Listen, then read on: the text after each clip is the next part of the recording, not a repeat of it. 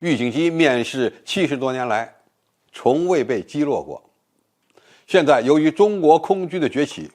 美军预警机的好日子恐怕就要到头了。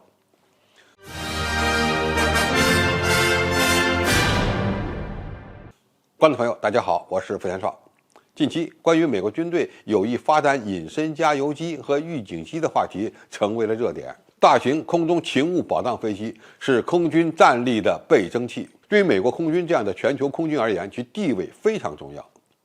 预警机的面世已经长达70多年，在空战的历史上从来没有被击落过的记录。预警机掌握空中作战的态势，帮助战斗机制定更加合理的战术，是赢得制空权的关键。那么，美国的预警机为什么从来没有被击落过呢？并不是说其空军或者海军航空兵无敌，而是没有遇到过真正厉害的对手。美国海军的 E-2C 和 E-2D 其有效预警范围在400公里左右，而美国的 E-3A 预警机的预警范围大概能达到500-600公里。预警机在空中作战状态时，其雷达探测是几乎没有死角的。现代预警机可以同时发现几百个空中目标，并且引导己方100来架战斗机进行接战。当前各国空军主流的空空导弹的射程都不超过100公里，这就意味着预警机永远在己方战斗机的大后方。所以美军的预警机只要自己不进入对方的防区范围内，其自身的安全就是有保障的。但是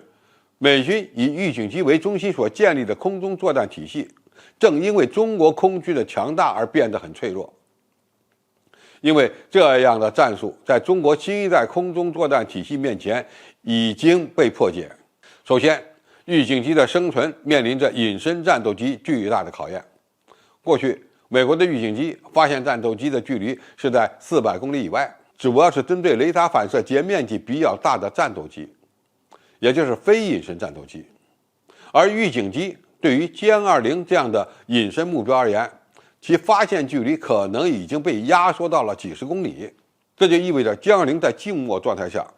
可以逼近美国的预警机而不被发现。而预警机的平台多半是由旅客机或者是大型运输机改装的，其机动能力比较差。一旦被中国空军的霹雳15远距空空导弹锁定，那么就意味着它会被击落。而美军的预警机一旦被击落，那么它的整个空中作战体系将会崩溃，美国的战术飞机也可能会迅速遭遇失败。第二，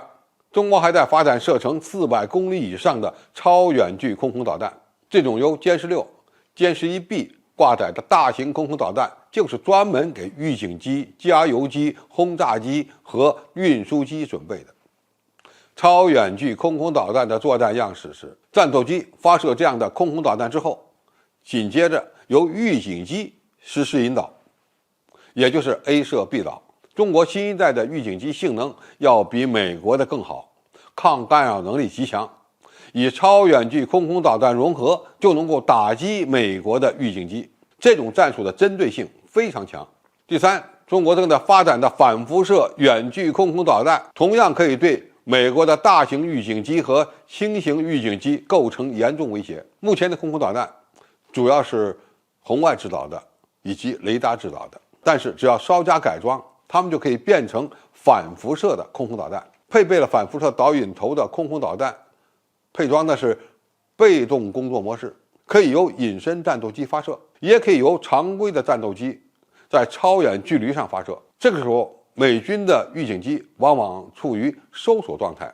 也就是说要向外发射电磁波，那么正好就可以吸引反辐射导弹的攻击。当然，未来的反辐射导弹也可以采用复合制导的方式，这样做的话，对预警机的猎杀能力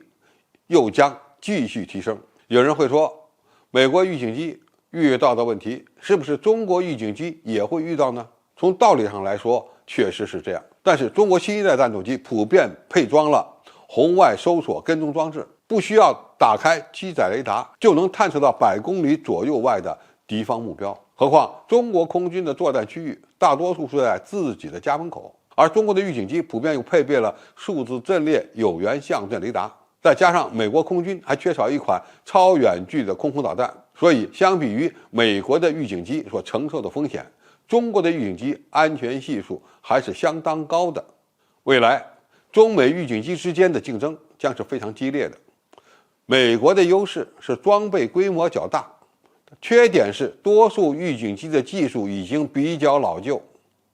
而中国的优势是预警机的雷达技术更先进，不足之处是我们的预警机数量还相对较少。但是不要忘了，中国的军工产业这些年发展非常迅速，生产先进预警机的速度目前是远超美国，因此在不远的将来，数量上的差距完全可以一举抹平。此外，预警机的另外一个发展趋势是安装大型的红外探测设备，其作用距离能够达到几百公里，其工作状态也是被动探测，这些都是未来对付隐身战斗机和隐身巡航导弹的关键。就目前的情况看，中国预警机的技术已经领先于美国，